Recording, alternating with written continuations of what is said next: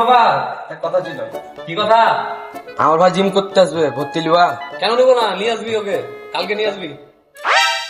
হাবলি তো এত মোটা, তা হাবলের ভাই আর কত মোটা হবে না জানি কি। The next day.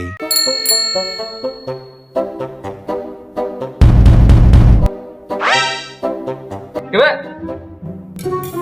বল কি হয়েছে? ভাইকে আমার মতো পাতলা করে দিতে হবে।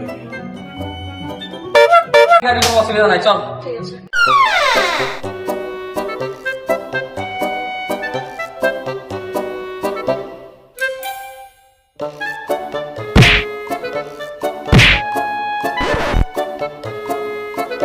A few moments later. Hubble, তোর ভাইয়ের ব্যায়াম হয়ে গেছে, ওকে নিয়ে যা।